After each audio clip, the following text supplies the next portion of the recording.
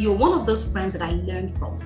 And whenever I sit with you, right, I go away, with a higher level of wisdom and illumination. So it was one of those conversations that we had that inspired this series. Let me begin by asking you this question. And because we talked about it, we really did talk about it. So what are some of the later life crises and how can we avoid them? Good question. Well, There's a lot to talk about this, but we'll just try and streamline somewhere. And at the end of the day, I hope everybody, even if it's one thing anybody and everybody can run away with, I'll be glad. First and foremost, as we get older, we realize that our finances kind of slim out. So when we now start having slim finances, there's trouble. Because whether we like it or not, when we were younger, those were our active days and we were making money. But with age comes a lot of things, comes retirement. And some of us that are even working, we don't even have pension schemes, So when we have those slim finances, we have some kind of frictions as husband and wife, whether we like it or not.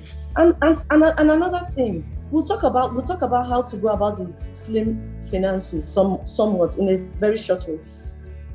We can, no matter how late you start, you can always try and set aside some little monies from your earnings. Just keep them aside. You'll be shocked that in another 10 years, it will be so huge. And you'll be wondering, how did this come? So not to talk about those that are still young, that may be on this platform today, that will say, oh, I'm just 30. So if I have 30 years throwing money somewhere for another 30 years or for another 20 years, that will be huge. Yes, that will be huge. So if you earn 100 naira today, why will you want to spend the 100 naira today? Why? I'm asking why, because I really don't know why. You must spread your resources. It's funny that you're a lawyer and you've been in this business for a very long time and you're just going straight off to talking about finances. Is that one of the most difficult things that people experience? It's very difficult.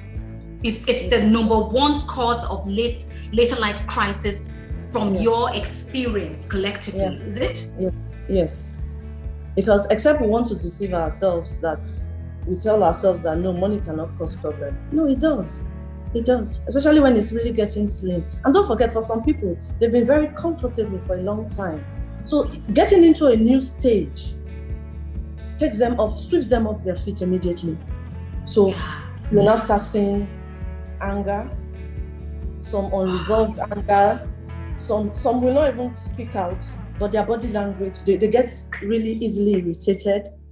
Is it between the spouses or just around the children? No, today I'm talking of spouses first, because with children you can deal with your children. But when it's couples, how they forge ahead with their finances and how they relate when they're getting older is a problem. Do you ever wonder why some people still break up at 60? After being married for 24, 25 years?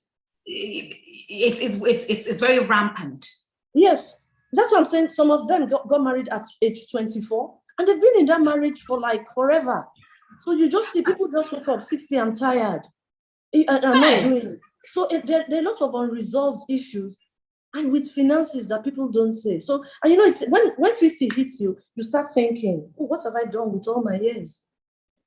So with finances is one of, then at the end of the day, again, familiarity comes in too. When we get old, we get so emotional. Every little thing wants to really touch you. You get ticked off easily. Easily, really fast. What will normally not upset you will start, you just get upset easily. And when, as a woman, when you get to a particular age, your hormones start acting raging because of menopause. So what most people do, they just go straight to the doctor. And some gynecologists will also invite the husband. No, we need to also speak with you. This is what you're going to you deal with for another 10, because it depends. Some people's zone can even run as long as 10 years. Some people 5 years. And some women don't even know that they react to those hormonal changes. They just start misbehaving with the husband, the children. So some doctors will say, I will need to invite your husband, so that I will also need to educate your husband that you will have mood switches. Your mood will change. You can be very happy at this minute, and the next 5 minutes, you're very upset. And sometimes you cry easily. Those are just from your hormones. Your hormones are acting up. That's why some people, especially women abroad, they'll just say, no, they can't take it. They're going for HRT.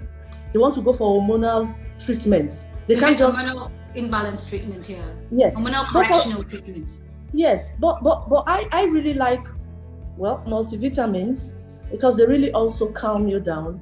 They help you, good multivitamins. They help you. I hear sage is very good, but this is not, but guys, this is whatever suggestions we're making is just for advisory. It's just advice. Yeah, so you can just, as well as contact your doctor. Yeah.